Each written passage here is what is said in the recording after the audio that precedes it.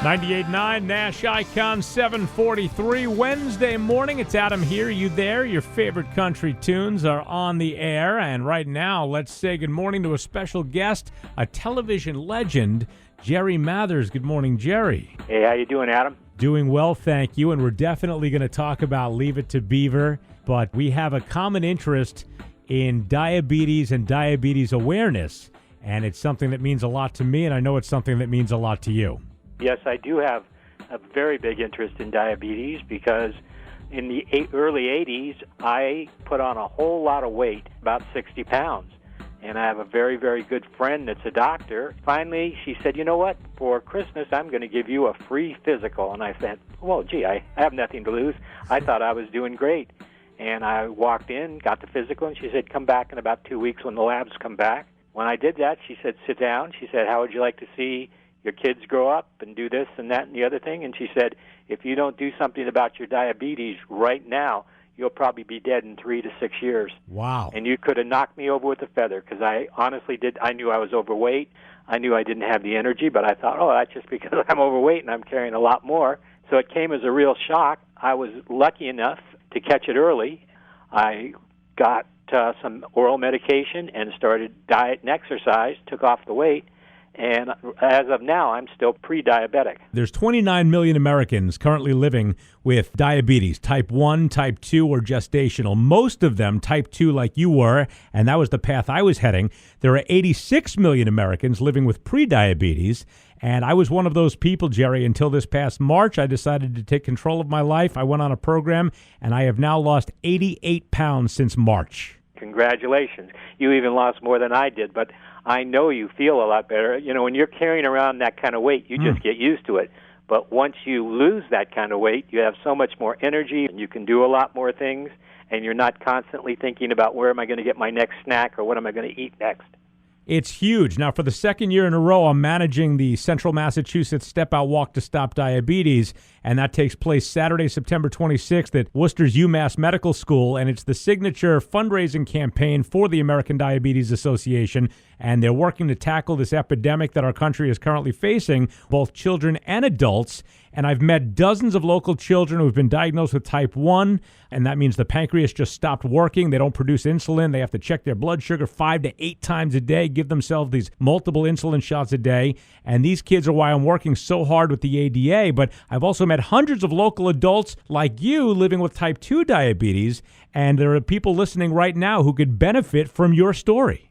Absolutely, and the one thing I want to say is that life is good, and even though you do have to give yourself an injection, and if you're type 1, and a lot of even type 2s have to give themselves injections, it is a lot better than the alternative, because diabetes is a nasty disease. What it does is it basically they start with amputation. It's usually your toes and your legs, and it's just a terrible disease. People don't understand that. They say, oh, well, those are just people who eat too much sugar or too many snacks.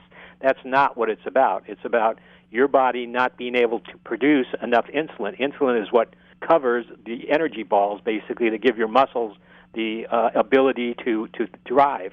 Let's rewind. 1957, you're an 8-year-old kid. You start playing Beaver Cleaver. And now 50 years later, more than 50 years later, here you are signing autographs on a photo of yourself as that kid, and you still have that boyish look, the boyish smile. What do you think about every time you look down at that picture? You know what? It would be like you looking down at a picture. It was a very, very fun time in my life. I have actually been an actor since I was 2 years old, so by the time I did Leave It to Beaver, I'd done 2 movies with Bob Hope. I'd worked with Alan Ladd. I worked all the time in live TV. Unlike Leave It to Beaver, which is the longest-running show on television history and is on film, all the early stuff I did was live TV, so it's not even known. But I worked all the time before Leave It to Beaver, and that was just when television was starting. Then I did movies, but I've been a working actor since I was 2 years old. I was introduced probably in the late 70s, early 80s to Leave It to Beaver. Kids are being introduced to it now while it's on television again and still. The world has changed so much. It's definitely a different world to grow up in. However, the theme and the message of your show still holds up today because you're looking at the world through a child's eye, and that hasn't changed. Well, you know what? I think it's changed, but I don't think it really has. I think that if you watch Leave It to Beaver, it's a situation comedy. It's not written as, a morals play or something like that. It's just situation comedy, but it's the things that can happen to a kid while he's in school, how kids have different feelings about the world than adults, how they don't understand it, and it's kind of Beaver manipulating and moving through the world of a child. So that's actually what Leave It to Beaver is. It's the world through the eyes of a child. So Beaver thinks everything is rosy, everything's going to be great, but it plays very well because it's the longest-running show in television history. Speaking with Jerry Mathers, you grew up on television. You've worked with everybody. You mentioned Bob Hope and still showing up in television shows. And you took preventative action for your type 2 diabetes. And it is so important that you're going around the country and you're telling your story, letting people know about the health risks of type 2 and how people like you, like me, can lose weight and take control of our lives. Anybody can get it. People, it is not just people that are overweight.